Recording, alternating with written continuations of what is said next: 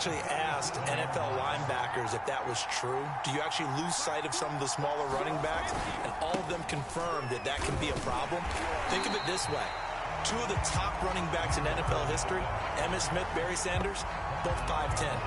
Officially, it's a 1-yard loss. That's going to bring up 2nd and 11. This defense is just flat getting after it. They have not given up much of anything in the run game. Case in point right there. Looking at a 2nd and 11 now after the loss. Now Brady. And that'll be incomplete. Took a pretty good shot as he tried to pull that one in. Couldn't hang on 3rd down. I know at times people think we use it too often, but you've got to be able to throw guys open. And when you read zone, you've got to stick it in there before your receiver gets to the next guy in the zone. Otherwise, you bring him into the play. And that's precisely what allowed that defense to disrupt the pass. An incomplete pass on that last play, and that means they'll need to come up with something here on 3rd down. Brady now to throw. And he'll be hit as he releases it, and that'll fall incomplete. The Browns D locked in on 3rd down, brings up 4th. They went with the dive look that time on defense, just flooded the field with defensive backs, blanketed everyone, took away all the passing angles, thus the incompletion.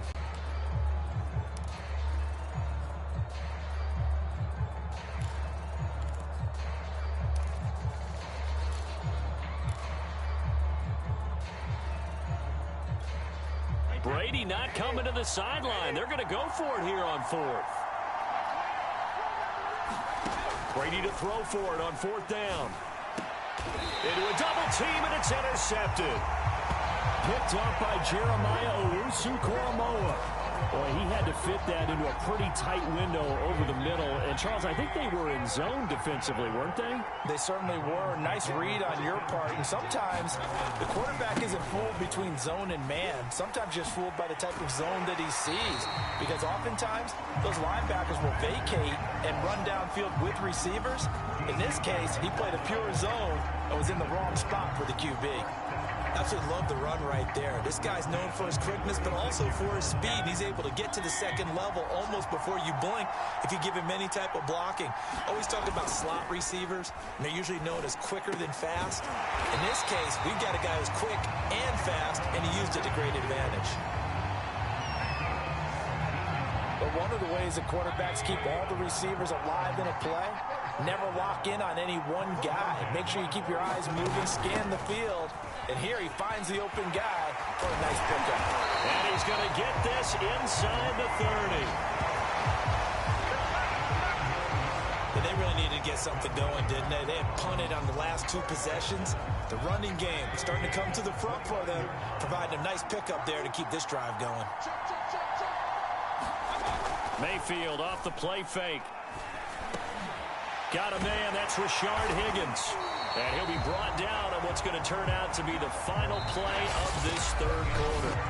So these two teams will take the long walk to the opposite end of the stadium as we're through 3 quarters. But we'll return with more after this. You're watching the NFL on EA Sports.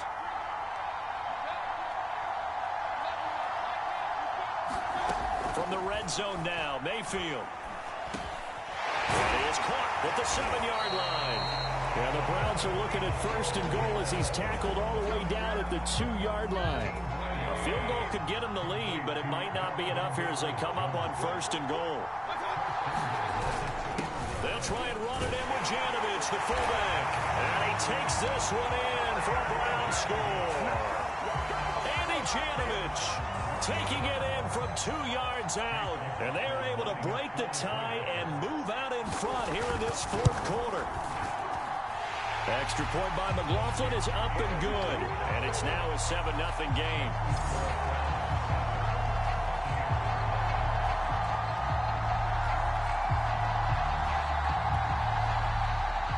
Following the touchdown, here's McLaughlin to kick off.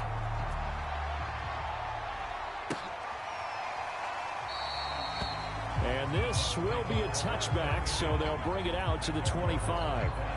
And the Buccaneers getting ready to go as they take the field.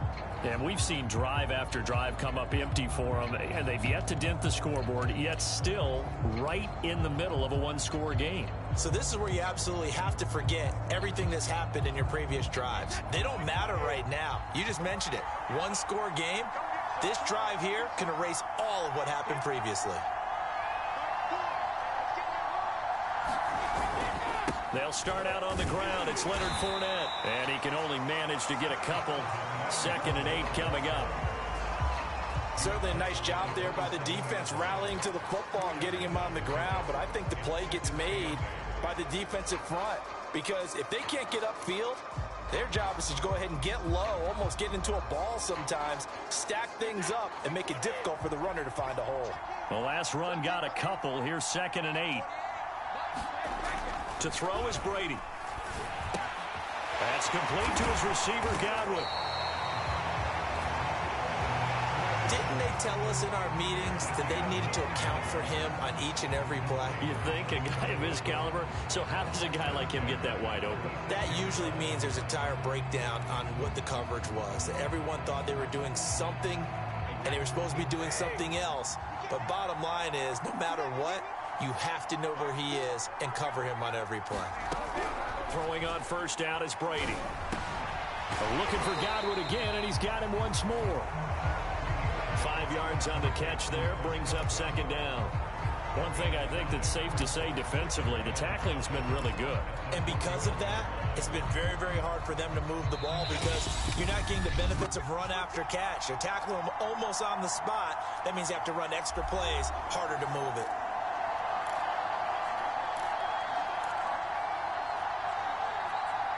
So it's Buccaneer football as we welcome you back. They come up on a 2nd down now in a game that looks like it's going to go down to the wire. And able to rip off a big chunk of yardage before being dropped inside the 40. And this is obviously a spot where you lean on your stars. Get the ball to them in open space and let them do what they do.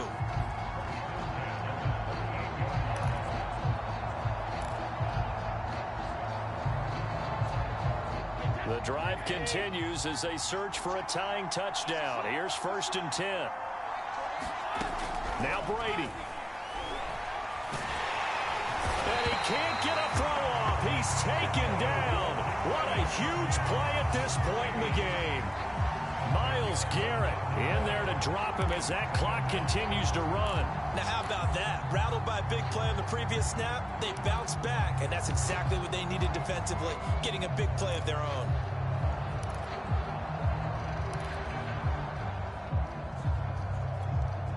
Second and 20.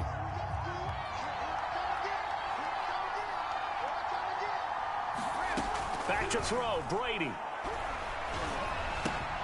He'll drop this off for Bernard. And he'll go down inside the 45 before going out of bounds. That might feel like a little bit of a lost opportunity there for the offense because the defense brought pressure that time. And sometimes against that, you can get out to your running back, and it could turn into a big gain downfield. But what a nice job they did getting to him quickly and holding him to a short gain. Brady to throw. Looking for Gronkowski, and it's intercepted. Picked off by John Johnson. And the Browns have just about sewn up this football game. Scoring has really been at a premium, and Charles, you got to tip your cap.